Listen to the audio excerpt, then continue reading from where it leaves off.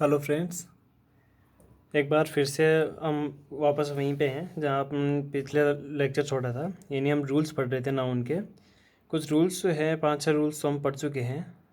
अब उसके आगे के रूल्स पढ़ते हैं। फर्स्ट अपना यहाँ पे रूल्स है, some nouns act as plural. यानी कुछ नाउन जो है वो प्लूरल की तरह एक्ट करते हैं।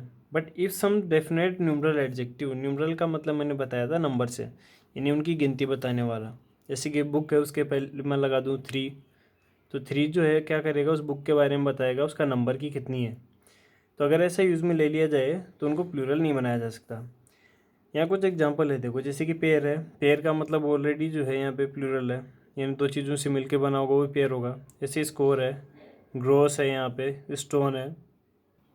एग्जांपल के लिखा अपने, जैसे कि पेयर है, स्कोर है, ग्रोस है, टन है, 100 है, डजन है, 1000 है, मिलियन है, बिलियन है। तो इनके अंदर ऑलरेडी जो है मोर देन वन जो है क्वांटिटी होती है किसी भी चीज़ की, या मोर देन वन नंबर्स होते हैं, तो प्लूरल फॉर्म में ही होते हैं। इनके साथ में जो है जैसे कि नंबर लगाने का 1 2 3 इस तरीके से लगाने का जो है कोई मतलब नहीं है। अगर लगाएंगे भी तो वो सिर्फ इनकी जो है नंबर को बढ़ा देगा, ये इनको प्लूरल नहीं करेगा। फर्स्ट एग्जाम्पल देखो, आई हैव 200 रुपीज़ ओनली। अब यहाँ पे देखो क्या लिखा हुआ है, यहाँ पे 2 लगा हुआ है, तो ये 200 बनाने से प्लूरल नहीं हो गया है 100 का। ये क्या हुआ है, जस्ट उसकी क्वांटिटी का जो है क्या होगी, ये डबल होगी। ये ऐसे लिखा हुआ है, ही परचेज 3 डजन पेन्स। ये 3 जो है इसको 3 गुना कर रहा है। Hundreds of people came to see the festival party. अब यहाँ पे हंड्रेड्स से प्लूरल फॉर्म में नहीं है, यहाँ पे हंड्रेड्स का मतलब है कई सारे लोग, जिनकी गिनती फिक्स नहीं है। तो ये इस तरीके के हैं जो ऑलरेडी जो है ग्रुप को ही बताते हैं, तो इनके साथ में कोई वर्ड ऐड करके हम इनका प्लूरल नहीं बना सकते। नेक्स्ट रूल है अपना, ये प्रीपोजिशन कम्स आफ्टर नाउन। यानी कि कोई नाउन लिखा हुआ हो, उसके बाद में अगर प्रीपोजिशन आ जाए। प्रीपोजिशन क्या है, जैसे कि in, on, off, to, for, from, ये बता चुका हूँ पहले। हम आने वाला जो प्रीपोजिशन का लेक्चर उसमें इनके बारे में और डिटेल में पढ़ेंगे, कुछ और प्रीपोजिशन के बारे में। तो अगर एक नाउन के बाद में प्रीपोजिशन आए और उसके बाद में नाउन आए, यानी कि बीच में प्रीपोजिशन और दोनों साइड में नाउन हो, तो दोनों साइड जो नाउन होंगे वो क्या होंगे, वो सिंगुलर फॉर्म में होंगे, यानी प्लूरल फॉर्म में नहीं होंगे। कुछ एग्जांपल देखो यहाँ पे। रूल का अपना कि प्रीपोजिशन आए अगर उसके दोनों साइड में अगर नाउन दिए हुए हों और वो काउंटेबल हो, तो वो सिंगुलर फॉर्म में होंगे, ना कि प्लूरल। देखो जैसे कि लिखा हुआ है सिप आफ्टर सिप। आफ्टर क्या है यहाँ पे, प्रीपोजिशन है, ये भी क्या है, सिंगुलर है, ये भी सिंगुलर है। ऐसे आफ्टर प्रीपोजिशन है, टाउन क्या है यहाँ पे, सिंगुलर है, ये भी सिंगुलर है।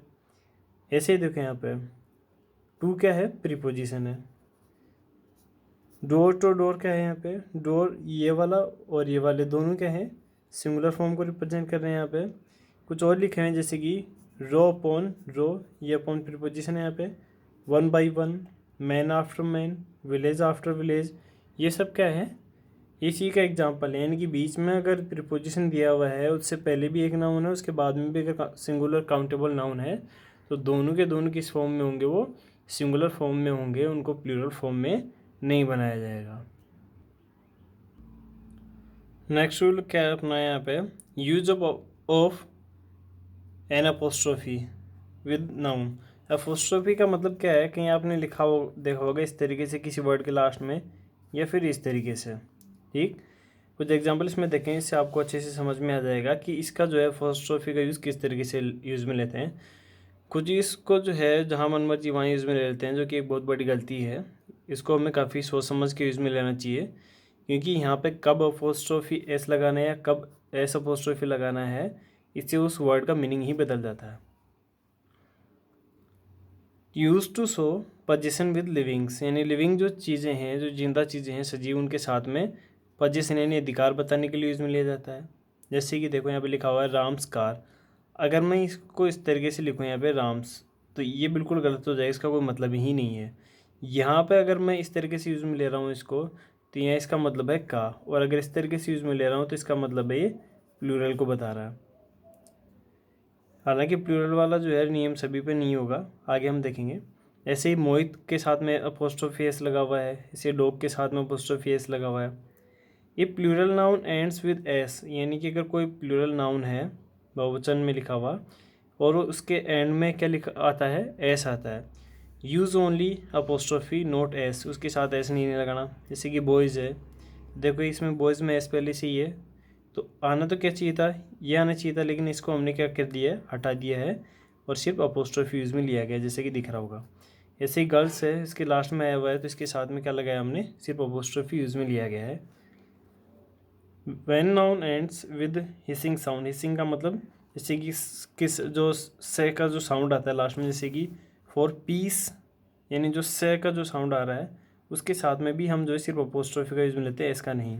इसे लिखा for goodness sake Mahesh bike, लेकिन यहाँ अलग है, देखो गॉड्स सेक या फिर गॉड्स ग्रेस, भाई इसके लास्ट में एस नहीं आ रहा है, इसलिए क्या यूज़ में ले लेंगे हम, apostrophe S. Regarding the rule of apostrophe, there are more examples. Let's see.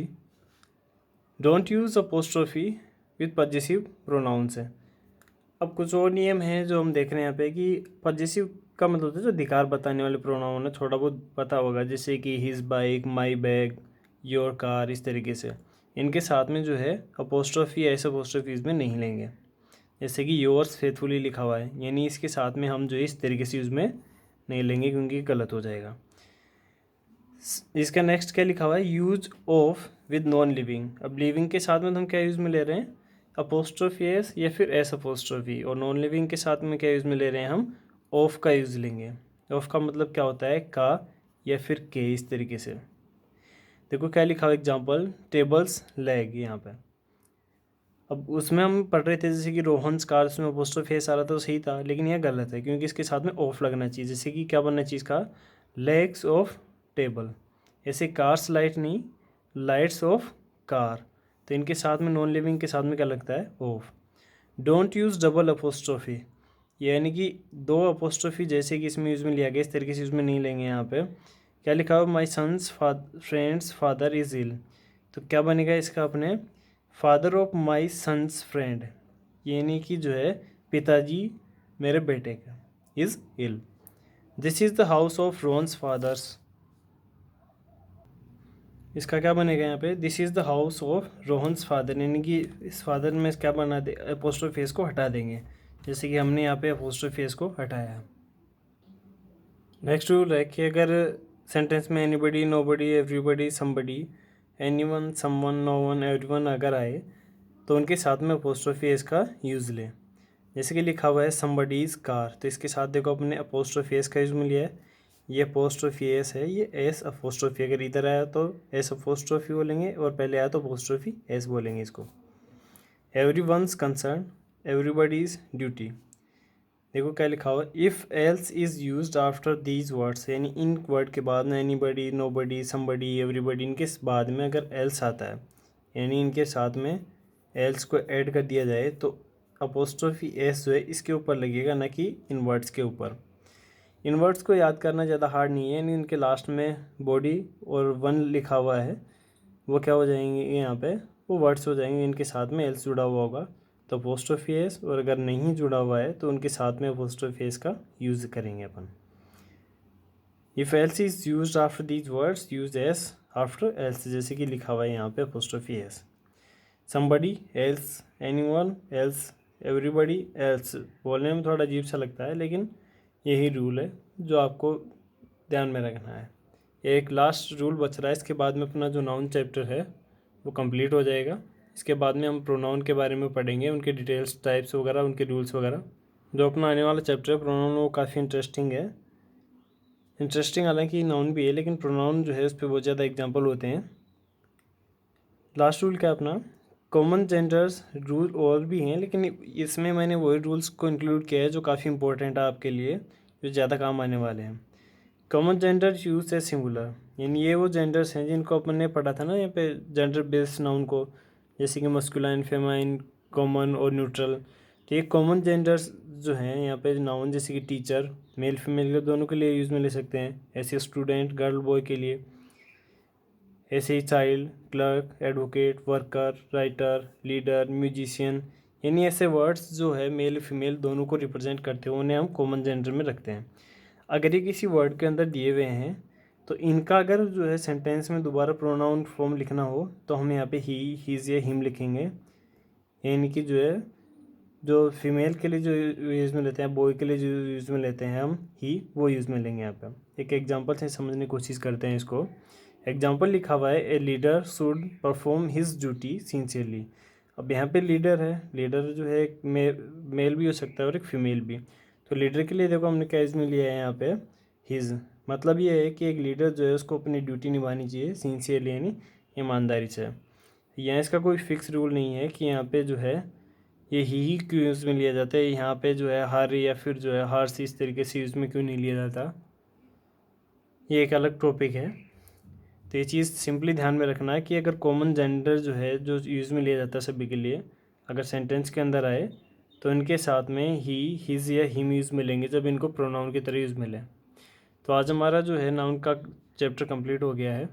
अब जो नेक्स्ट चैप्टर है वो हम पढ़ेंगे प्रोनाउन के बारे में। तो मिलते हैं अपने नेक्स्ट लेक्चर के साथ में, जिसमें हम प्रोनाउन की कंप्लीट डिटेल पढ़ने वाले हैं। आज के लिए इतना ही। Thank you.